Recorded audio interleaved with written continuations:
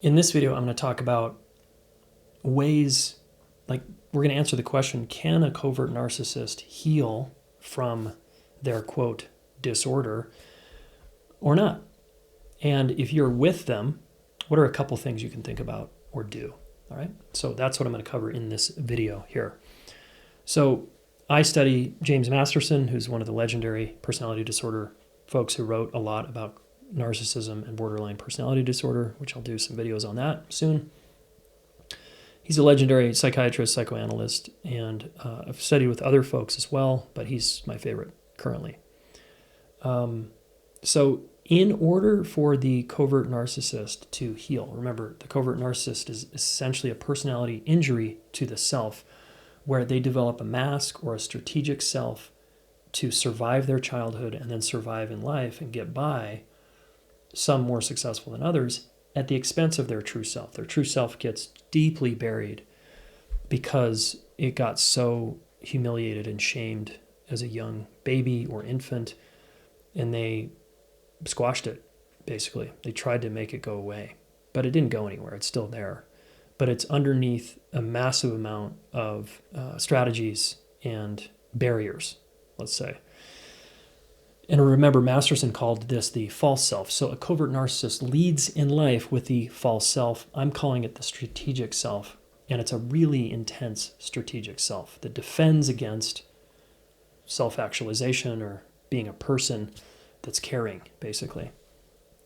So there's kind of four main steps that if you identify as a covert narcissist, for example, there's four things you got to do.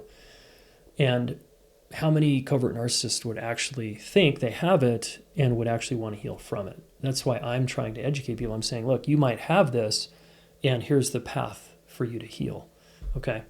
The first thing that has to happen is there has to be honesty that I have, in fact, a strategic or false self covering up a deeper layer. I am in a childhood strategy thinking that it's the right way to live my life. And it's one way, and you can be very successful in life with a strategy, but you're not going to be successful in a romantic long-term partnership.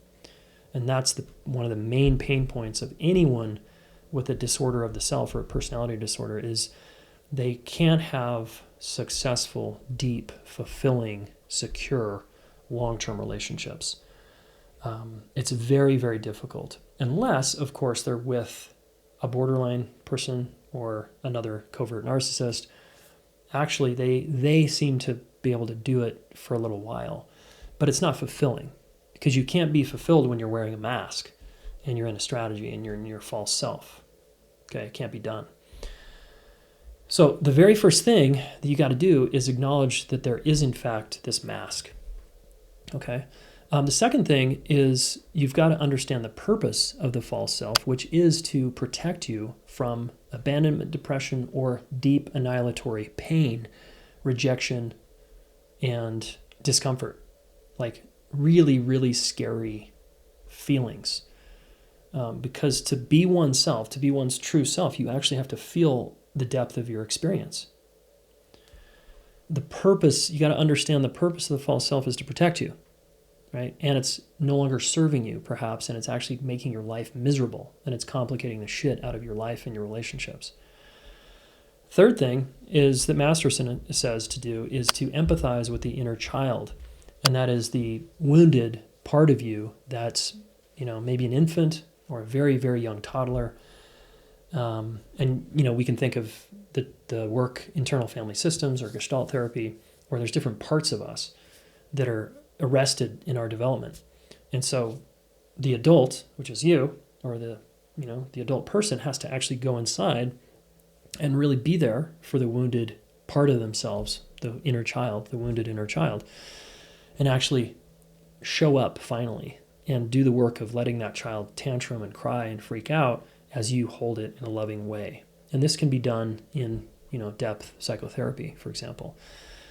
And also it can be done in couples work in an attachment way, but it's, again, very uncomfortable work to do. And then the fourth thing, of course, is as that starts to happen, the inner child starts to be able to feel safe, like it's okay to be me here.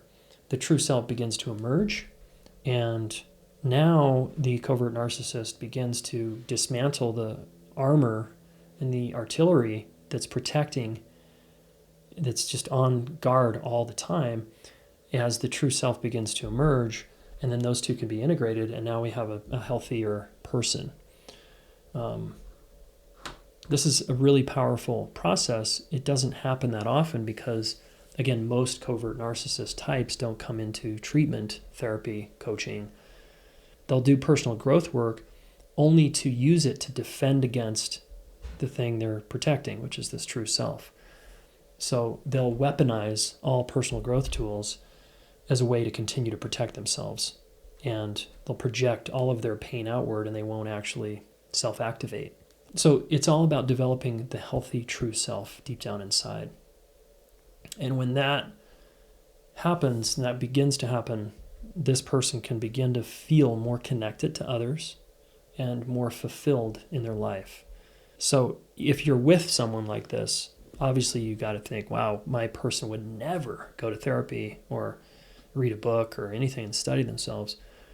They only study other people as a way to manipulate them and get what they want and continue to protect this true self that I'm talking about, because it's so scary for them.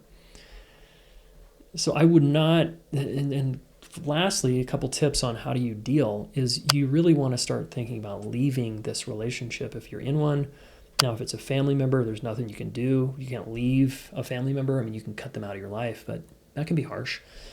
So you learn to relate with them and take very good care of yourself, but you kind of have to relate to them and with them on their terms. They'll talk about themselves the whole time. They won't ask about you. If you get into a conflict, they won't take any personal responsibility. So you've got to decide, do I want to be in a relationship, and how often do I want to be in this relationship and have contact with a person like this? So the work is not about changing them, because that'll never work. It's about adapting and modifying how you relate to them and taking very excellent care of yourself. And I've done some videos here on codependency, and codependent type people strangely find themselves with people like covert narcissists, because the covert narcissist is like a kind of a victim that's broken, that wants all this attention, and the codependent feeds into that, and they begin this dance of like caretaker over wounded person, right? But that actually is not the thing that's going to heal the covert narcissist. The covert narcissist has to do that on their own, in relationship with you and other people, of course, but they have to want to change and transform their life. And most don't, in my experience. Okay, hopefully this video is helpful, and subscribe to my YouTube channel for more awesome stuff and content on relationships, human behavior, psychology, and we'll see you in the next video.